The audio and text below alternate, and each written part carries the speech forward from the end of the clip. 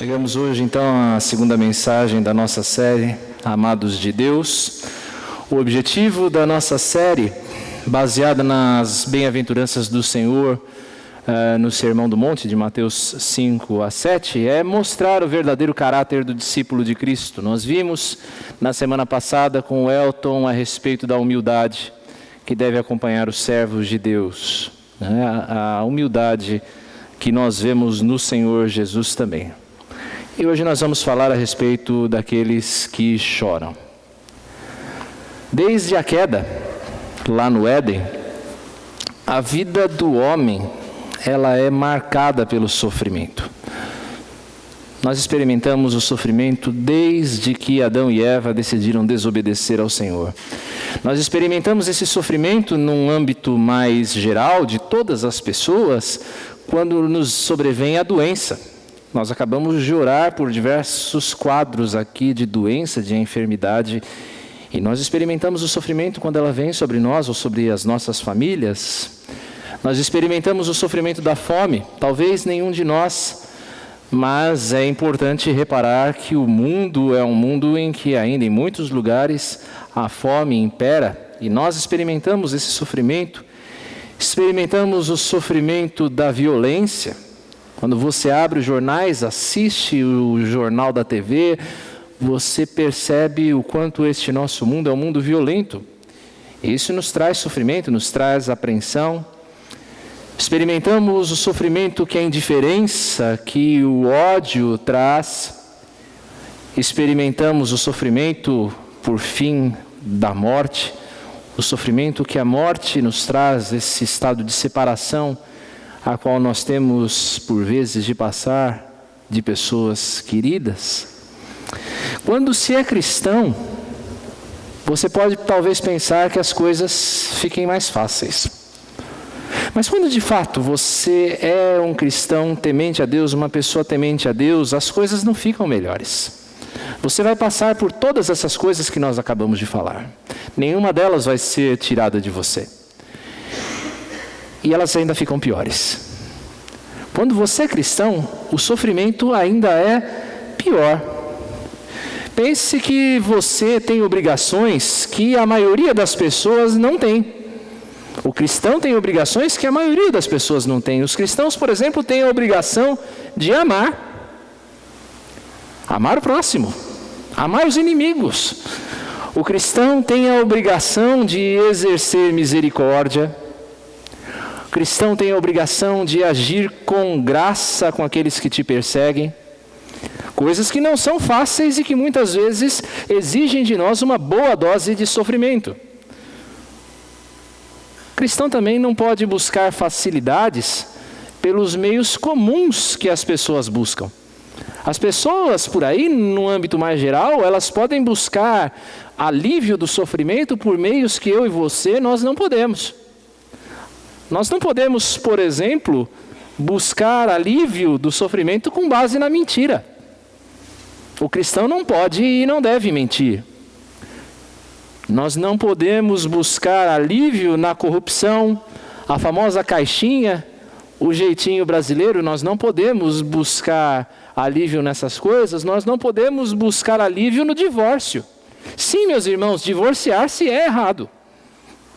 Por mais que a cultura moderna entenda isso como algo normal da vida, não, isso ainda é aos olhos de Deus um pecado, algo que acontece por causa da dureza do coração do homem. Nós, como cristãos, não podemos buscar alívio nos problemas conjugais, por exemplo, no adultério.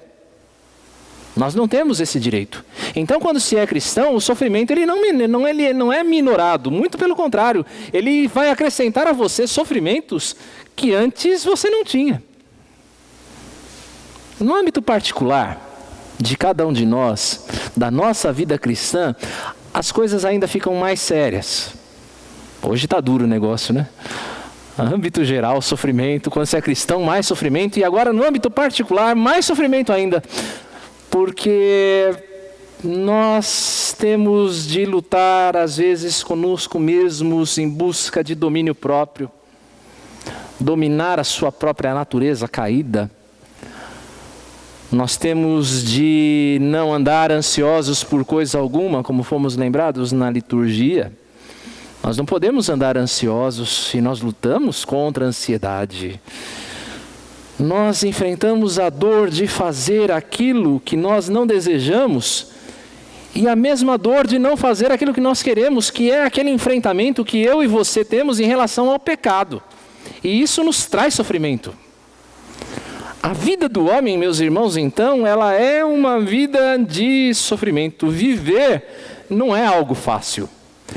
A vida não é algo fácil. É por isso que os orientais, por exemplo, eles choram quando uma criança nasce. Simbolicamente, eles estão declarando justamente a dificuldade que eles sabem que aquela criança irá passar pela vida fora. Eles choram quando a criança nasce e se alegram quando alguém morre. Nós buscamos todos os meios para fugir da dor e do sofrimento. Não é verdade? Quem é que aqui gosta, quem é que aqui é masoquista e diz, não, eu gosto de sofrer? Eu acredito que nenhum de nós. Nós buscamos nos aliviar da dor e do sofrimento. Mas, de uma maneira paradoxal, de uma maneira que aos nossos olhos parece até contraditória, Jesus no Sermão do Monte, ele diz que são bem-aventurados, ou seja, são abençoados, são felizes aqueles que choram. Olha só, você tenta fugir do sofrimento, você tenta fugir do choro, mas Jesus diz, você é feliz se você chora. Coisa estranha, não é? Como é que um negócio assim pode ser possível? A maneira do cristão ver o mundo, a maneira contracultural, a maneira contra a corrente que nós temos de ver o mundo tem uma razão. Nós sabemos que é bem-aventurado aquele que chora, que é feliz aquele que chora, porque ele será consolado. Feliz é aquele que chora, diz o Senhor Jesus, porque ele será consolado. Eu convido você a abrir, eu não sei, acho que vai ficar um pouco pequeno, a sua Bíblia, no livro de Apocalipse, até acho que até dá para ler. Apocalipse 21, versos 1 a 4. Se você não consegue ler, abra a sua Bíblia, tá? Apocalipse 21, de 1 a 4. Diz assim, então, vi um novo céu e uma nova terra, pois o primeiro céu e a primeira terra já se foram e o mar já não existe. Vi a cidade santa, a nova Jerusalém, que descia do céu da parte de Deus, enfeitada como uma noiva preparada para o seu noivo. E ouvi uma forte voz que vinha do trono e dizia, o tabernáculo de Deus está entre os homens, pois habitará com eles. Eles serão o seu povo, e Deus mesmo estará com eles. Ele lhes enxugará dos olhos toda lágrima, e não haverá mais morte, nem pranto, nem lamento, nem dor, porque as primeiras coisas já passaram. Esse texto, como todo o Apocalipse, foi um texto escrito numa época de muita dificuldade. Nós estamos aqui falando do ano 95, mais ou menos da nossa era, quando reinava o imperador Domiciano em Roma. Uma das perseguições mais terríveis que os cristãos sofreram, em que você tinha um quadro em que professar a sua fé cristã envolvia um risco de prisão. Envolvia o risco de você perder os seus direitos, perder a sua cidadania, perder os seus bens, não ter a liberdade de negociar. Isso quando não levava à morte, e uma morte violenta. Os cristãos eram especialmente criativos em infligir dor àqueles que eles perseguiam. Eles eram bastante inteligentes em provocar esse sofrimento. Além, é claro, desse sofrimento pessoal que os cristãos tinham, havia o sofrimento de você pensar no quadro das pessoas que você amava. Afinal, você tinha um irmão, uma irmã, você tinha as pessoas queridas da sua igreja, você tinha os seus filhos que se tornavam cristãos e vinha aquela preocupação do que é que vai acontecer com eles por causa da perseguição. Era um quadro difícil também de choro pelos santos que morriam em razão de sua fé. Pense você que de todos os apóstolos do Senhor Jesus Cristo, apenas um, segundo a tradição, morreu de morte natural, que foi o próprio João. Todos os demais morreram por causa da perseguição. E imagine o que é você ter a sua igreja e de repente o seu pastor ser levado e ser jogado numa arena.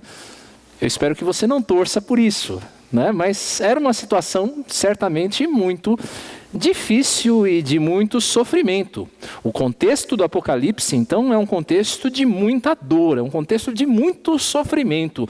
Jesus, ele revela essas coisas para João como uma maneira, o João que está exilado em Pátimos, como uma maneira de, primeiro, mostrar que os tempos entre a sua primeira e a sua segunda vinda, tempos que, aliás, nós vivemos hoje, seriam tempos muito difíceis.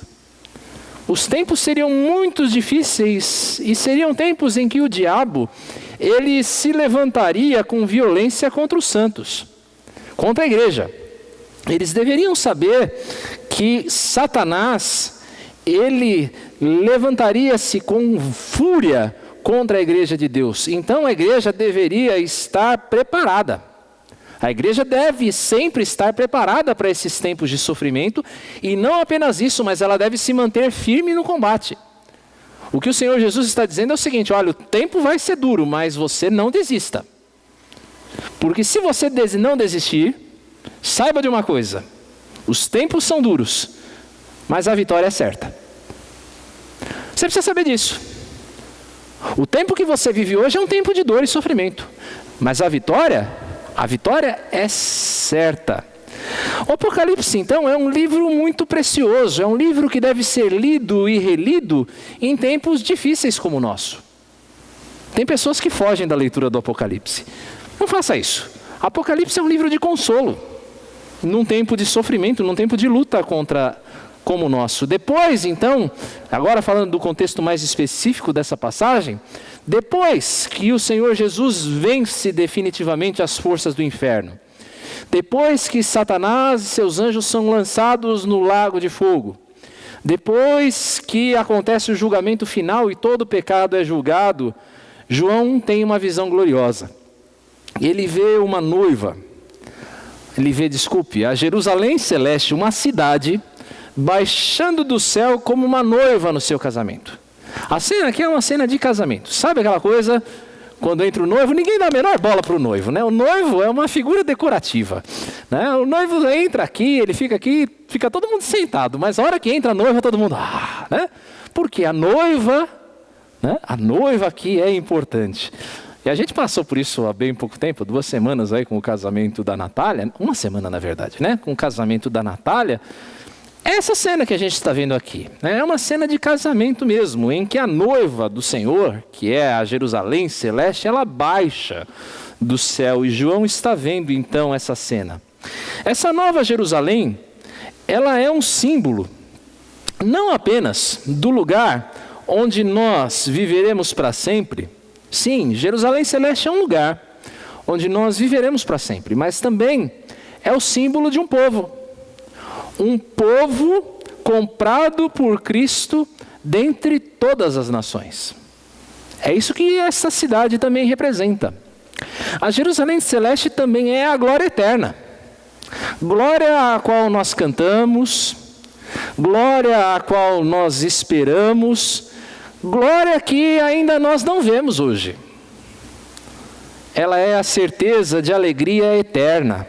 Algo que também eu e você não experimentamos hoje. A alegria de pobre dura pouco, não é? Não é assim que se diz? A alegria de crente também dura pouco, mas a alegria que você tem na Jerusalém celeste, nessa cidade eterna, é uma alegria perene, duradoura, que não tem fim. Ela representa a companhia definitiva de Jesus, a qual hoje nós podemos apenas contemplar pela fé. Tudo isso é que esta cidade que João vê representa. Meus irmãos, o povo de Deus experimenta sofrimento desde o passado. Pense bem. Olha a história bíblica e você vai ver que o povo de Deus é um povo que experimenta sofrimento desde o começo dos tempos. Desde que Adão e Eva pecaram, desde que a semente da serpente começou a perseguir a semente da mulher, desde que Caim matou Abel, desde que Esaú ameaçou a Jacó, desde que os inimigos externos ameaçavam destruir Judá, Desde que os romanos lançavam os cristãos nas arenas, sempre você tem perseguição.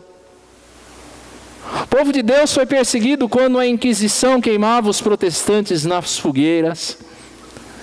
Quando a mentalidade libertina do nosso tempo tenta nos fazer calar quanto ao pecado e à justiça. O povo de Deus é um povo que sempre foi e sempre será um povo perseguido. E eu digo para você, vai ficar pior.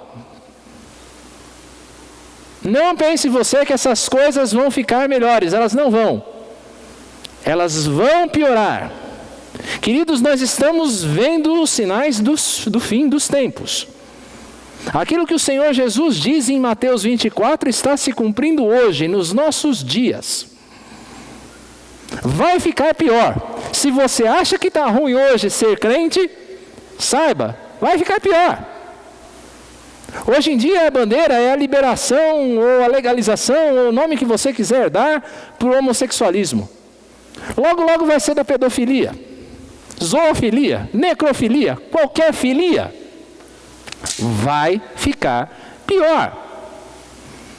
Mas em tudo isso você precisa ter uma certeza. Saiba disso. Em todas estas coisas você precisa estar certo de que o Senhor será vitorioso. Em todo esse quadro de perseguição, como sempre foi no passado, Deus prevalecerá. Nós, queridos, cantaremos como Handel escreveu no seu Messias, inspirado certamente no Apocalipse, quando ele diz: o reino deste mundo já passou a ser de nosso Senhor e de seu Cristo, e ele reinará para sempre. Você precisa saber disso. No meio do nosso sofrimento, a esperança de uma palavra forte, de uma alta voz, vinda do céu, ecoa no nosso coração, no meu coração e no seu coração. Não chore mais. Não chore mais. A Nova Jerusalém Celeste, quando nós ouviremos esse não chore mais, ela representa o fim de todo sofrimento. A Jerusalém Celeste é o fim de todo sofrimento. O verso 1 vai mostrar que a Jerusalém Celeste, ela é algo novo, ela é nova. A Jerusalém Celeste é nova. Há muita controvérsia na teologia se esta Jerusalém Celeste, se essa Jerusalém, esta nova Jerusalém, ela realmente é algo absolutamente novo, ou seja, um lugar para o qual nós vamos ser levados, ou se ela é esta mesma terra renovada. Há muita polêmica sobre isso, não é o nosso objetivo aqui discutir isso. O fato é que ela não tem nada a ver com a Jerusalém terrena. Ela não tem nada a ver. Nesta cidade não existe corrupção. Nesta cidade não existe pecado. Nesta cidade não existe morte, não existe sofrimento, não existe dor.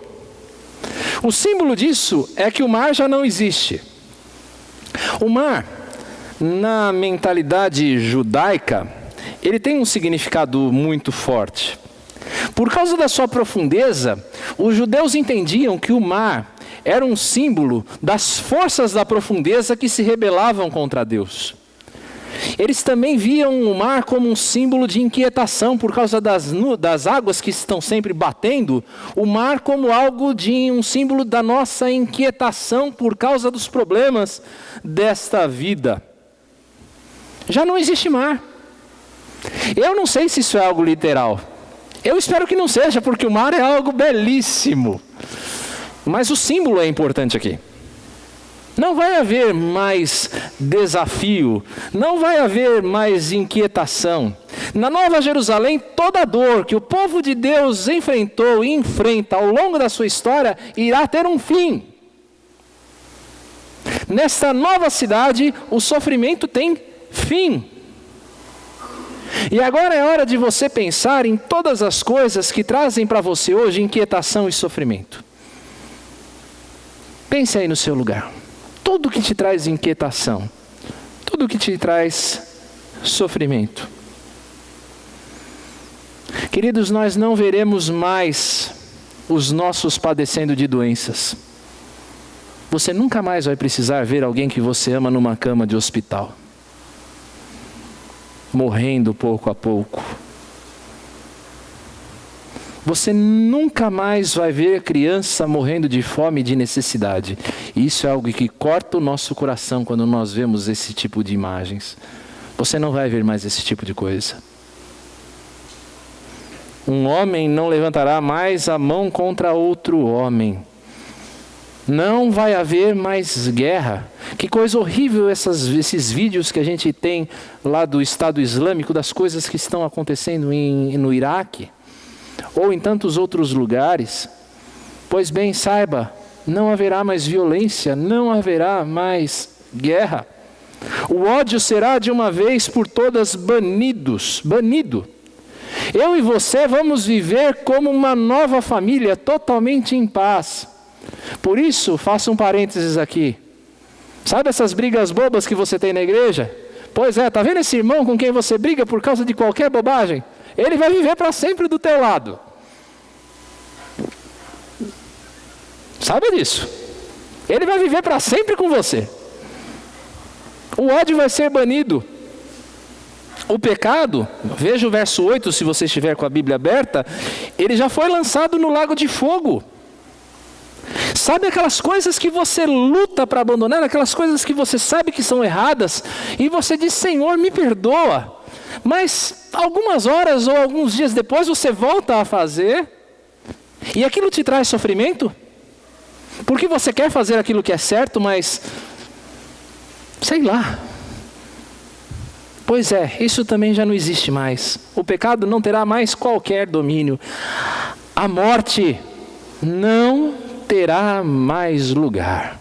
Ana, a morte não terá mais lugar, Ana. Aquilo que vocês passaram essa semana nunca mais irá acontecer. Nós iremos receber de volta todos aqueles nossos amados que morreram em Cristo. Sabe aquelas pessoas que você ama e que você perdeu nesta vida, mas morreram com o Senhor? Você vai receber essas pessoas de volta. E você nunca mais irá perdê-los. Nunca mais. Eu me lembro qual foi minha última palavra diante do caixão da minha avó. E vou sempre lembrar disso. É a hora mais horrível que tem aquela, né? Quando você tem que se dar aquela última despedida e você sabe que você não vai ver mais aquela pessoa nunca mais. E eu me lembro que eu olhei para minha avó e disse 2 palavras. Até logo. Até logo. Fim de todo sofrimento. Mas a Nova Jerusalém, verso 2, também ela traz consigo a certeza de honra e dignidade. Como nós dissemos, o que nós estamos vendo aqui no verso 2 do nosso texto, se você está com a sua Bíblia aberta, é uma cena de casamento. A noiva aqui é a igreja. Não a igreja presbiteriana Atalaia, não o prédio, nada disso, mas o povo de Deus é a noiva. E diferente do casamento humano, o noivo aqui é mais importante, porque ele é Cristo, é o Senhor Jesus. E nós vemos esta cerimônia de união da noiva, que é a igreja, unindo-se com Cristo de uma maneira definitiva. Não haverá mais separação. O que é que nós vemos nesta noiva? Nós vemos que ela vem do céu, ela desce do céu. Meus irmãos, a igreja é algo do alto. Ela não pertence a este mundo. Preste bem atenção nisso que eu estou te dizendo. A igreja não pertence a este mundo. Aqueles que estão em Cristo, nós sabemos disso, estão no mundo, mas eles não são do mundo. De uma maneira que eu e você, nós não conseguimos compreender com perfeição, mas sabemos que é verdade, porque a Bíblia nos diz isso, nós já habitamos nas regiões celestiais em Cristo. Nós estamos sim nesse mundo. Nós sofremos as agruras, as dificuldades de todas as pessoas, mas nós não somos desse mundo. A igreja vem do alto, ela vem do céu. A igreja vem da parte de Deus. O Senhor é a sua origem. Deus é quem escolheu esse povo. Deus é quem resgatou esse povo. Deus é quem preserva esse povo, como nós falamos na escola bíblica hoje de manhã. O Senhor é a origem desse povo. A noiva vem adornada. Como é bonito você ver a noiva, né? Às vezes é uma mulher feia, mas ela se adorna, maquia ou maqueia? Enfim, coloca todos aqueles enfeites e fica bonita. A noiva é uma noiva adornada. Os enfeites aqui são as obras de justiça. São toda a ação dos santos em conformidade com a vontade de Deus. Sabe aquelas coisas que nós fazemos para a glória de Deus? Realmente para a glória de Deus? Esses são os adornos da noiva. E ela chega toda bonita para o seu encontro com o noivo. A noiva está preparada, diz o texto. Isso para mostrar que ela já foi santificada. Na noiva não existe pecado. Nela não entra aquilo que é imundo. Antigamente, essa imagem do vestido branco da noiva tinha uma importância tremenda, não é verdade? O pessoal que é mais das antigas aí se lembra disso. Na igreja, às vezes, o padre não deixava a moça que já tinha, enfim, aprontado, casar-se de branco. Mas aqui nós vemos uma noiva que é absolutamente pura, não existe nela pecado nenhum. Ela está pronta, ela está preparada para este casamento. Ela é a noiva que Isaías descreve. Desperta, desperta, põe a tua veste de força, ó Sião. Põe as tuas belas vestes, ó Jerusalém, cidade santa, porque nunca mais entrará em ti, nem incircunciso, nem impuro. Isaías estava falando da Jerusalém terrena? De forma alguma. A Jerusalém do tempo de Isaías, a Jerusalém depois do exílio, era uma cidade corrupta, e ainda é. Mas esta Jerusalém, a Jerusalém que vem do alto, é uma cidade onde não existe impureza. Não existe pecado. Deus é quem chama. Deus é quem salva. Deus é quem preserva o seu povo para o dia final do encontro com Cristo. Por isso você precisa saber que você vai estar preparado quando Cristo retornar. Meus irmãos, a noiva, a Nova Jerusalém, também representa o fim da nossa inquietação espiritual. Quantas vezes você já ficou preocupado, você já ficou em dúvida quanto à sua salvação? Às vezes a gente fica. Quantas vezes você não ficou em dúvida se o Senhor te ama, mesmo você tendo errado tantas vezes? Ou sou só eu? De pensar, será que o Senhor me ama mesmo? Quantas vezes você já não ansiou ser um crente melhor do que é? Você se esforçou para ser um crente melhor, mas não teve sucesso. Quantas vezes? A questão aqui é, estar nesta Nova Jerusalém não depende de você. É obra da graça transformadora de Deus. É Deus quem faz. Não depende de você ser uma pessoa melhor, mais pura. Não. É Deus quem faz. É a graça transformadora. Mas não se esqueça. Não se esqueça. Que o adorno da noiva são as obras justas do povo de Deus. Não depende de mim e de você entrar na Jerusalém celeste, mas nós seremos responsabilizados pelos frutos que nós não apresentarmos. Você não pode escolher ser parte deste povo. Você não tem o poder de ser escolhido, de escolher ser parte da igreja do Senhor Jesus. Mas você pode escolher se vai chegar ao céu de mãos cheias ou de mãos vazias. Como todo bom casamento. O convite vem de graça. A festa vem de graça. Mas você tem de escolher se você vai chegar para os noivos com um bom presente ou de mãos vazias. E assim é na Nova Jerusalém. A Nova Jerusalém, então, é a nossa certeza de que nós chegaremos lá. Não importa quem você seja, você vai chegar lá. Amém? Nova Jerusalém também, verso 3, é o indicativo da comunhão eterna com Ele. Não chore mais, porque agora Deus está com você. A queda do homem em pecado lá no Éden, meus irmãos, separou o homem de Deus.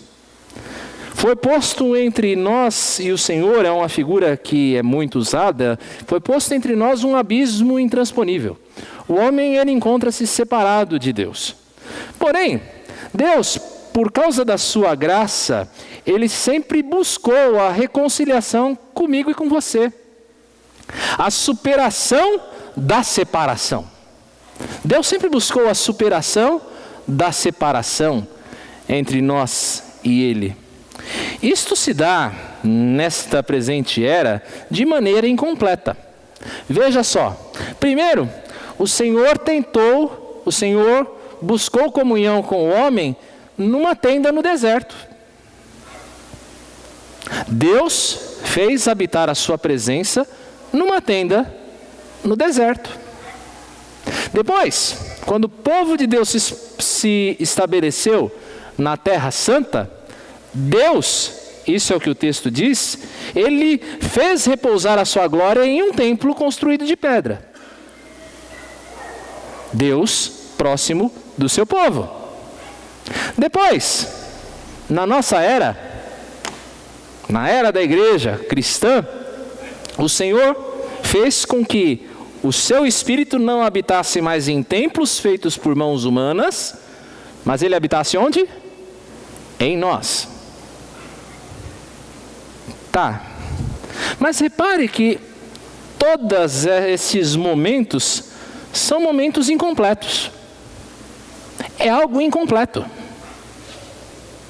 O que nós vemos no verso 3 do nosso texto é algo muito maior. É algo que é absolutamente novo, algo que nenhum de nós jamais experimentou, nem nós, nem os heróis da fé do passado. Você lembra aquela, aproveitando aí o gancho, já que a gente falou tanto de Moisés, Guilherme? Lembra quando Moisés conversou com Deus ali na frente da sarça? Vocês se lembram quando o livro de Deuteronômio diz que Moisés conversava com o Senhor face a face? Nem Moisés experimentou o que eu e você iremos experimentar. É algo absolutamente novo. Na Nova Jerusalém nós não estamos mais vendo a Deus de maneira imperfeita. Nós não estamos mais olhando através do véu.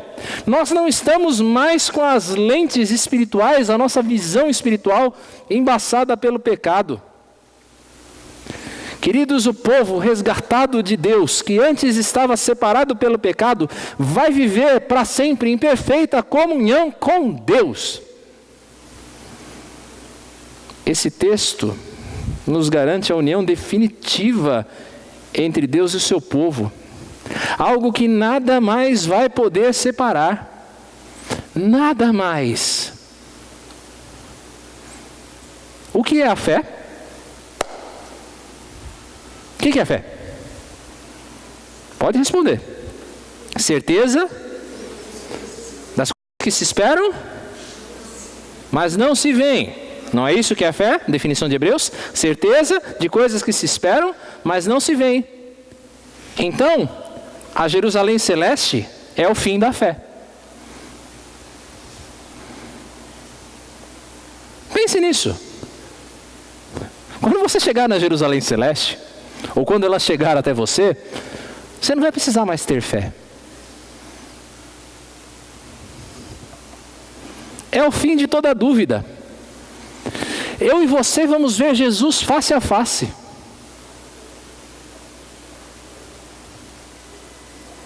É o fim de toda polêmica teológica, seu Alexandre. Sabe aquelas polêmicas teológicas que às vezes a gente se pega, que às vezes a gente gosta, na verdade. Pois é, né, seu Elton? Seminário é uma delícia, né? É o fim de toda polêmica teológica, porque ali você já não vai ter mais dúvida de nada.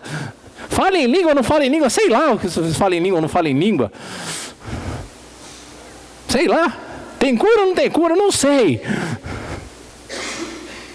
Explica esse negócio de trindade. Eu me lembro, Davi, quando o seu Eulálio faleceu. Nunca vou esquecer essa conversa que eu, você e Marcela tivemos na calçada dali do prédio do seu Eulálio, no dia em que ele faleceu. Lembra disso? Talvez você não se lembre. Talvez a Marcela não se lembre. Mas a gente fez uma brincadeira. Eu olhei para o Davi, a gente chateado, obviamente, de ter perdido um amigo tão querido. Dissemos para ele: o apóstolo Paulo agora deve estar tendo muito trabalho. Isto é o céu. Aquilo que nós vemos como algo imperfeito, nós veremos com perfeição. O céu, a Nova Jerusalém, é o fim das Escrituras. Pega a sua Bíblia e esquece. Você não vai precisar mais dela. Você não vai precisar ter Bíblia no céu. Qual que é a melhor tradução? Almeida 21, Nova Versão Internacional? Não interessa, porque no céu você não vai ter nenhuma. Deus vai dar a sua palavra para você de voz audível. Você vai chegar a Jesus, o que é que eu faço? Ele vai dizer: faz isso. E nós iremos obedecer a esta palavra voluntariamente. Essa amizade, meus irmãos, que no presente, essa amizade que nós temos com Deus, que no presente é alguma coisa tão conturbada, algo tão tribulado, não é verdade? É um relacionamento que nós, às vezes, nós nos distanciamos, porque Deus jamais se distancia de você, mas você se distancia dele. E às vezes nós nos distanciamos dele e depois retornamos. Essa amizade que agora é tão atribulada, ela vai ser algo perfeito. Pense que você vai andar com Deus.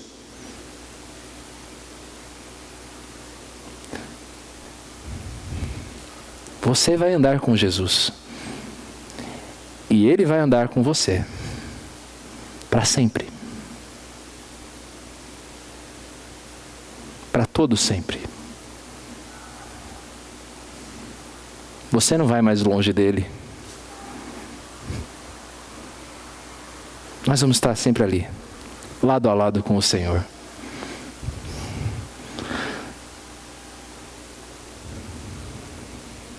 Verso 4. A Nova Jerusalém é a promessa da consolação definitiva. Quantos aqui amam o Salmo 23? Se você não ama, não precisa levantar o braço. Você pode recitar o Salmo 23?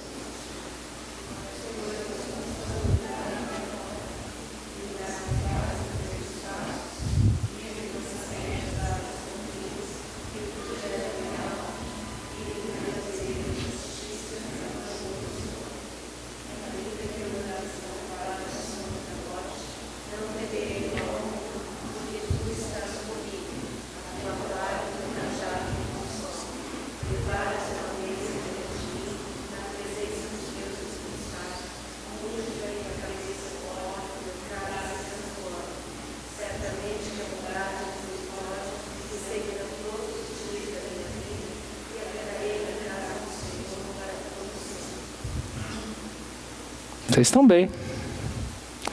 Nós queremos desfrutar da companhia do Senhor para todo sempre.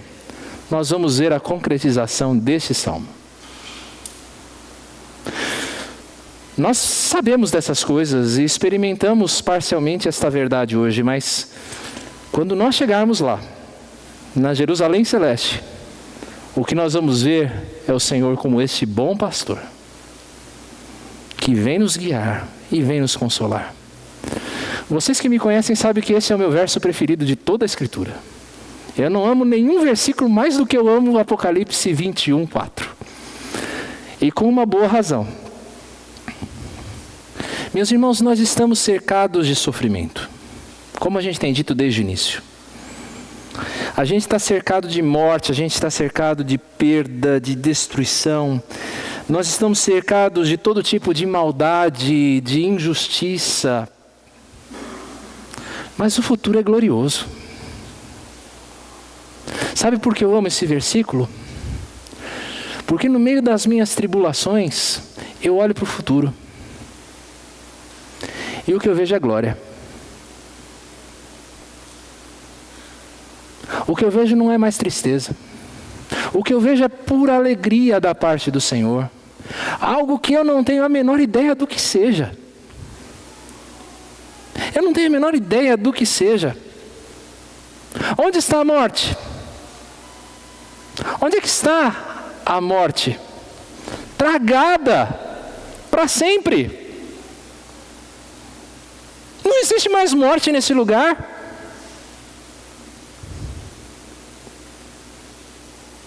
Para onde foi o sofrimento? Para o lago de fogo. Sabe todo o sofrimento desse mundo? Foi para aqueles que estão no lago de fogo. Não para os que estão na Nova Jerusalém. Onde é que está a tristeza e o gemido? Fugiram. Fugiram. Fugiram de nós para todo o sempre.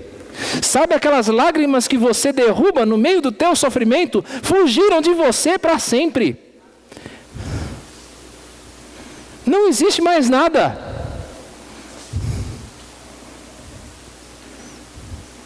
Em razão, por causa da presença eterna de Deus no meio do seu povo, não existirá mais qualquer razão de tribulação ou de dor. Porque Deus vai estar com você para sempre, não vai haver mais tristeza, não vai haver mais lágrimas, não vai haver mais dor nenhuma. Não existe qualquer comparação com o que você possa imaginar em termos de felicidade hoje. Não existe nenhuma comparação. E olha que na vida às vezes a gente passa por esses momentos de alegria. Eu me lembro um momento em que eu segurei o meu filho pela primeira vez. Todo sujo, todo melecadinho ali, na barriga da mãe. Mas que alegria! Mas não tem comparação. Eu me lembro quando, há 12 anos atrás, Marcela entrou por aquele buffet depois de uma chuva desgraçada. Quem estava lá se lembra disso. Como é que ficou o ambiente onde é que ia ser o nosso casamento? Mas eu me lembro, era quase meia-noite, mas eu vi a Marcela entrando com aquele vestidão vermelho. A gente às vezes experimenta esses momentos de alegria na vida. Ele é uma alegria profunda. Mas não existe comparação. O que nós estamos vendo nesse verso 4 é a concretização da bênção do Senhor a Abraão. Lembra quando o Senhor diz: em ti serão benditas todas as famílias da terra? É para isso que ele está dizendo, é isso que ele está falando. Todas as famílias da terra serão felizes por tua causa, Abraão. É a Canaã com a qual Moisés, ele pôde apenas sonhar. Porque você sabe que Moisés, ele nem entrou na terra prometida. Ele apenas sonhou com ela. É a Jerusalém onde se ergue a voz de júbilo do salmista.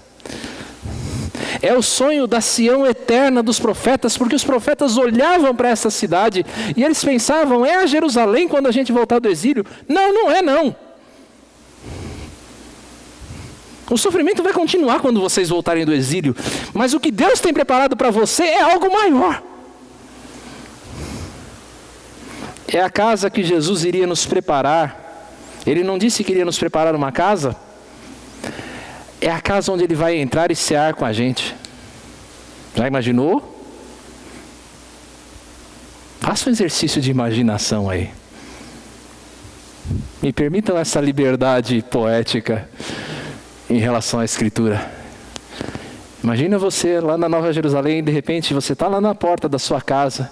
E para mim não precisa ser mansão não, qualquer barraquinho serve. E aí você ouve aquela batida na porta. E aí você abre a porta. Quem é que está ali para cear com você? Ô, Senhor, entra aí. Quer um café?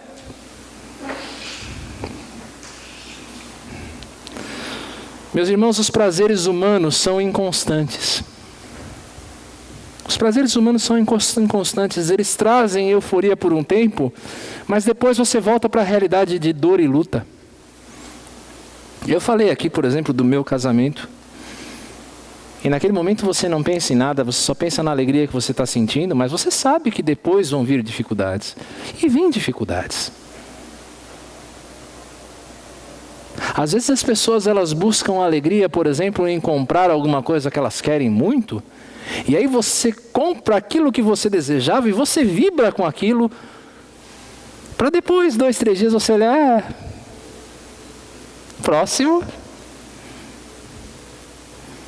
Às vezes a nossa alegria está na conquista da primeira namorada, do primeiro namorado, do primeiro casinho. E as pessoas acham que aquilo vai deixá-las felizes. Às vezes eu ouço de alguns jovens, eu me lembro da minha juventude, as meninas dizendo que iam para as micaretas e beija 1, 2, 3, 4, 5 numa noite. Eu me lembro de uma que falou que beijou 40. E aí volta para casa. A alegria humana é algo passageiro. O carnaval acaba na quarta-feira de cinza. Mas o que nós estamos vendo aqui, a consolação que o Senhor promete a mim e a você é algo imperecível. É um banquete de casamento que não tem hora para acabar. Sabe aquele buffet de casamento que você vai? E aí você come, e aí você percebe que uma determinada hora o garçom parou de passar? Pois é. Na Nova Jerusalém, a festa não acaba nunca. Jamais. Meus irmãos, que promessa gloriosa. Que promessa gloriosa. Que futuro é esse que nos espera? Você sim é feliz se você chora agora. Você é feliz se você chora pela injustiça do mundo, você está chorando pelas coisas certas. Se você chora pelo sofrimento, se você chora pela maldade, mais feliz ainda se você chora pelo pecado que nos tirou a maior alegria de todas, que é a comunhão com Deus. Você é feliz se você chora pela falta de comunhão. Você é feliz se você chora pela falta de compromisso. Você é feliz se você chora pela falta da missão da igreja. Você é feliz porque a promessa desse texto é de que ninguém menos que o próprio Deus irá enxugar as suas lágrimas. Deus irá enxugar dos teus olhos toda lágrima.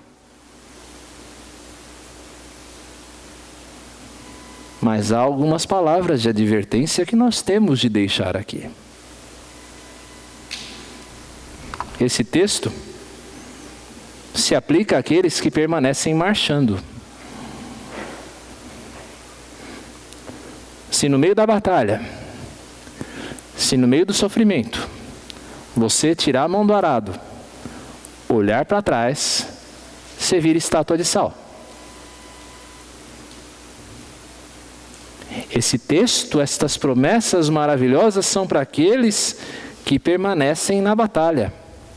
Não desanime. Não seja tímido. No meio do sofrimento, busque forças no Senhor. Não desista no meio do caminho.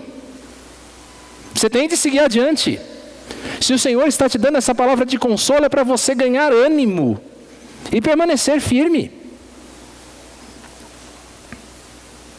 Esse texto também, essas promessas se aplicam àqueles que se santificam. Opa! Se você vai sair daqui hoje, e amanhã vai para o teu trabalho, e as pessoas não vão ver nenhuma diferença entre elas e você, saiba que talvez essas promessas não se adequem a você. Santifique-se. A noiva está adornada pelas boas obras dos santos. Você precisa buscar uma vida de santidade, meu irmão. Sem santidade ninguém verá a Deus.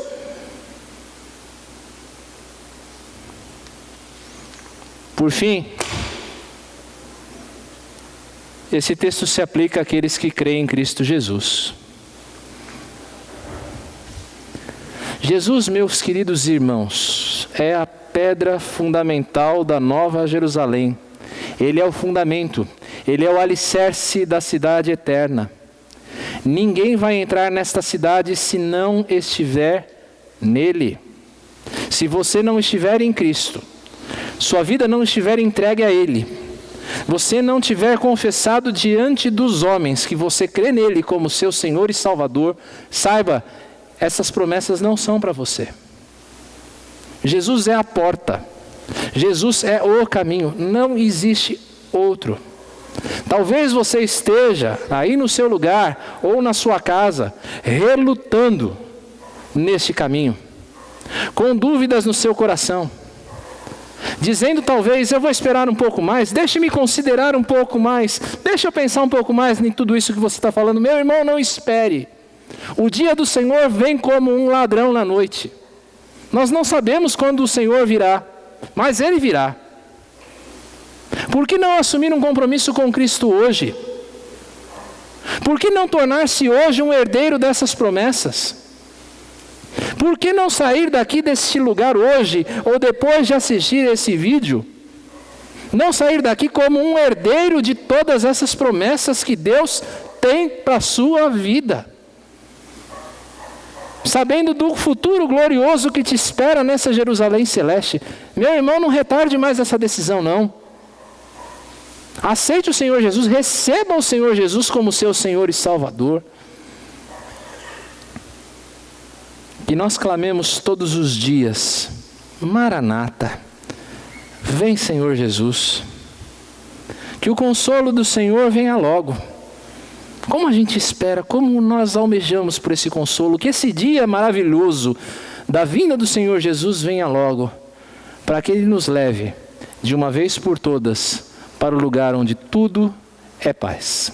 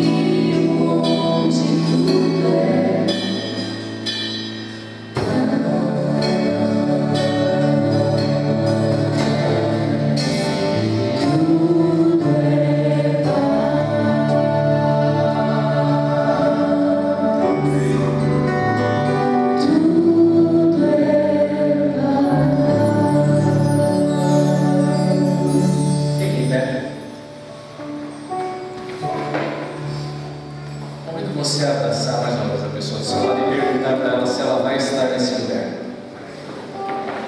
Pergunte para ela se ela vai estar nesse lugar.